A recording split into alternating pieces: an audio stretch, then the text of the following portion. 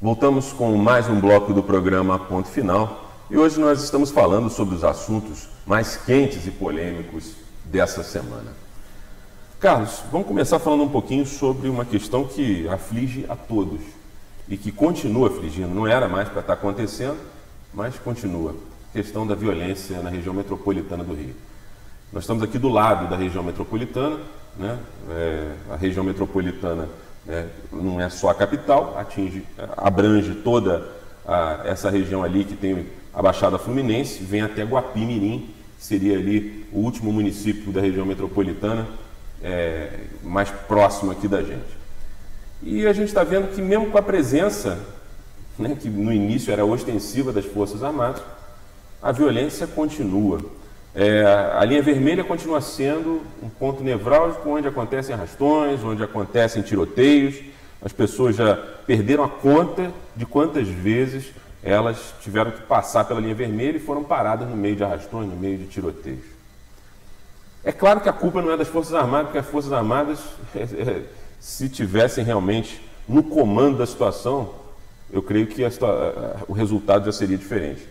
Mas não são os generais que estão no comando, são políticos. O que está acontecendo? Afinal de contas, isso não tem solução? É uma violência que as pessoas não sabem enfrentar?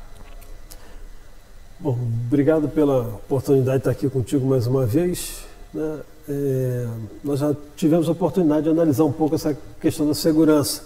É verdade. A gente pontuou que não existe um plano nacional de segurança. Eles falam muito aí na televisão, né, de uma ideia de um plano, alguma coisa nesse sentido, mas a gente percebe muito bem que ao longo de todos esses anos não teve uma estrutura, uma inteligência, um pensamento, alguma coisa voltada para a questão da segurança pública e dentro daquela ordem que a gente discutiu em outros programas, que é de um crime transnacional. Então é muito difícil, né, numa semana e pouco, de presença das Forças Armadas, você estabelecer um combate efetivo ou até mesmo uma redução bem expressiva do crime. Primeiro porque as Forças Armadas elas não têm um papel de combate efetivo a isso. Quer dizer, a presença dela, ela não é uma força ostensiva de policiamento, é uma força de combate. As Forças Armadas elas não entram por exemplo, numa qualquer situação e o objetivo é vamos prender, vamos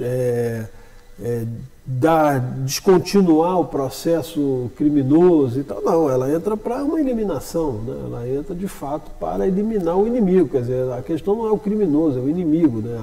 Embora o criminoso seja inimigo da sociedade, isso que eu ia falar, mas é questão de guerra, é diferente, são perfis diferentes. Mas você não acha que está faltando agora, nesse momento, essa pelo menos é a minha visão, eu queria saber a sua, você não acha que está faltando agora mais enfrentamento e menos conversa? Porque assim, eu acho que o crime organizado já ganhou tanto espaço em relação à sociedade que agora é preciso uma reação. E eles já declararam guerra. O crime organizado, de fato, declarou guerra.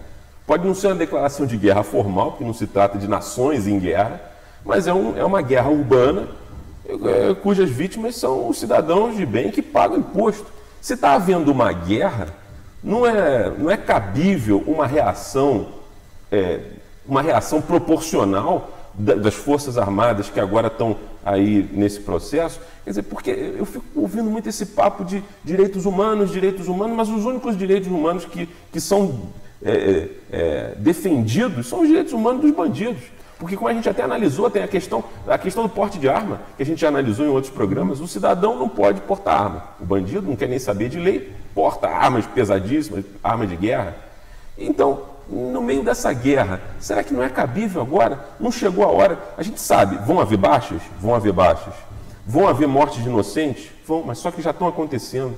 É preciso, na minha opinião, é por isso que eu quero saber a tua, eu acho que chegou a hora de enfrentar essa bandidagem de uma forma mais severa, entendeu? É hora de invadir o território deles, a custo, realmente vão se perder vidas inocentes, mas eu acho que tem que haver, porque as vidas já estão se perdendo e do lado deles só cresce a moral da tropa da bandidagem. Você não acha?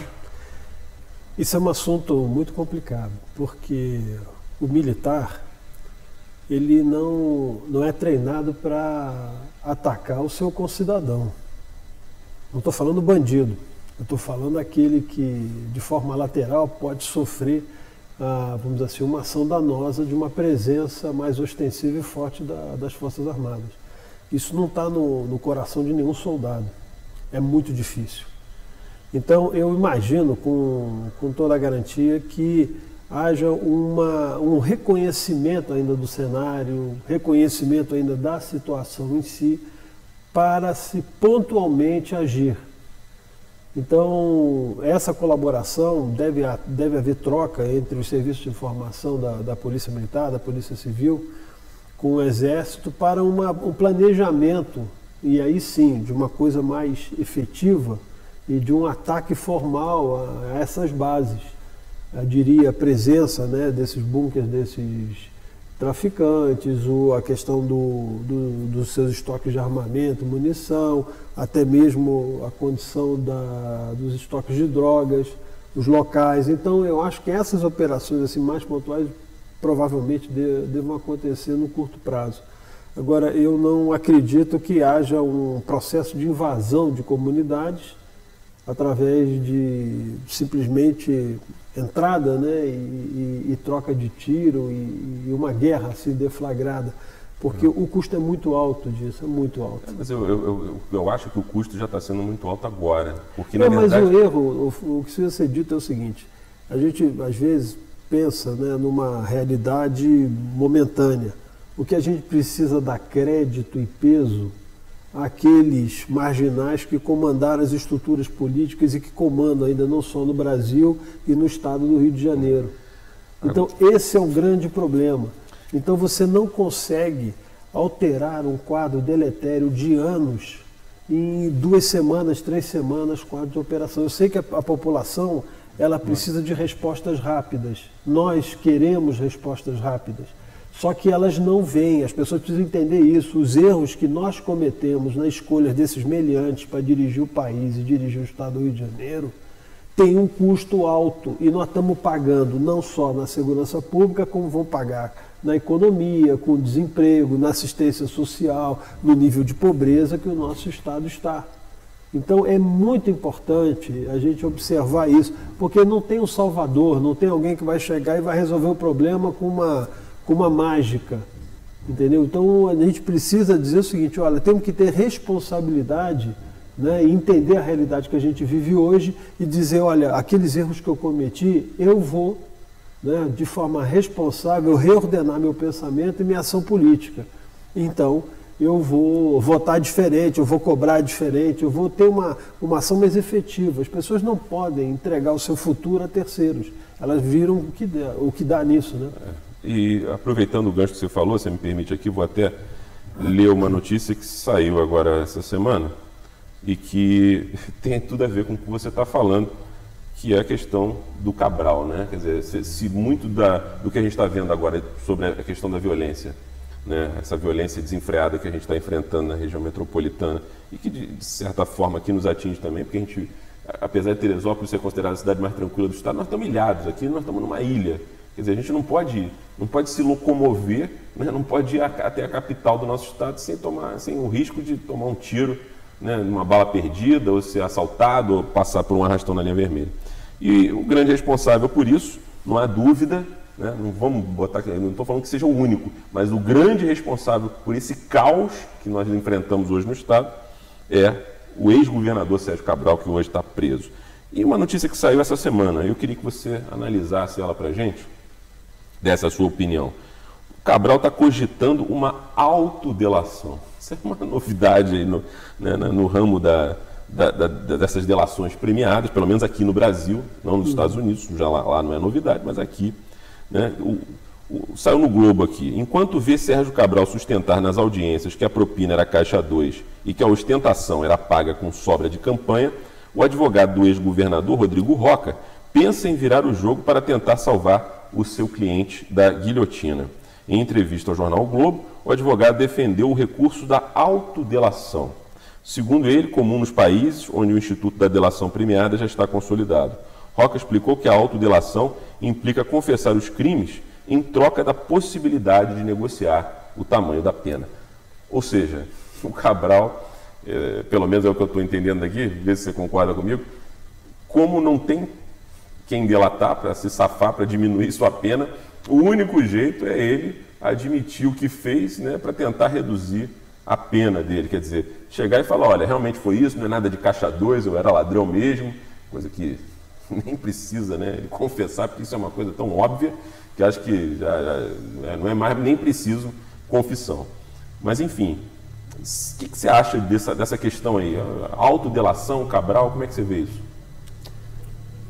Como a própria reportagem exibe, não é um instrumento esposado no ordenamento jurídico, né, brasileiro. É uma novidade. O que a gente tem é a confissão, né? Eles têm uma confissão da figura e o criminoso em si confessa e tenta, em função desse eventual arrependimento eficaz, um certo zelo e cuidado na decisão da Justiça, enfim, ou do Ministério Público em relação ao oferecimento da denúncia, no enquadramento, né, dentro do Código Penal dos crimes e dos seus cumprimentos de pena, né, de tempo de regime fechado, né, o quanto ele vai ser sentenciado. Eu acho que isso é mais uma manobra, né, para que eles tentem reverter um quadro que é gravíssimo do ex-governador Sérgio Cabral, porque essa tentativa ela exibe claramente que ele era o cabeça do esquema, ou se não a figura mais importante dentro do esquema no estado do Rio de Janeiro, em função de deter a possibilidade de execução orçamentária, ser o governador do estado, aquele como, né, se fala comumente, detém o poder da caneta, né, libera, assina, autoriza, e aquilo faz com que a execução orçamentária seja efetivada. Então, são as licitações, são as escolhas das obras, as prioridades que o governo tem, os acertos a quem eles concedem ou não benefícios, né, como as isenções de impostos e prolongamentos até, diferimento de impostos. Então, eu acho que é uma tentativa de amenizar uma pena que certamente vem muito pesada. Mas ele não tem a possibilidade, pelo que eu entendi dessa entrevista curta, né, de que ele vai entregar alguém. De que ele vai dizer, olha, eu era o chefe, mas eu chefiava, né? Então, se eu chefiava, tinha alguém ou outras pessoas que participavam do mesmo esquema, que hoje está restrito àqueles mais próximos dele, como o secretário, né, de governo, aquele Wilson Carlos, o outro Miranda, que era o que fazia a lavagem mais para ele, em relação com os doleiros, e pegava os dinheiros e levava, enfim. Então, a esposa que está em prisão domiciliar. A esposa que está em prisão domiciliar. Então, eu acho que a situação dele é muito, muito difícil e as coisas estão se aprofundando, inclusive porque participantes desse mesmo esquema têm dito que pagaram propina. Eles foram cobrados por propina e pagaram propina por Sérgio Cabral, a Operação do Maracanã. Né? É isso, é exatamente isso. Vamos segurar um pouquinho, que a gente vai falar sobre isso no início do próximo bloco. Nosso tempo nesse bloco terminou. Daqui a pouco a gente volta, a gente continua falando sobre essa questão do Cabral, essa questão aí que inclusive agora tem novas denúncias de propina, isso é uma coisa que parece infindável, né? Parece impressionante realmente a capacidade que o cara tinha de receber propina de acordo com essas denúncias aí. Vamos começar falando sobre isso e a gente vai falar também sobre a repercussão da votação na Câmara dos Deputados em Brasília, que livrou aí o nosso presidente da República de ser investigado por denúncias de corrupção passiva. A gente volta daqui a pouco no próximo bloco do programa Ponto Final. Até já!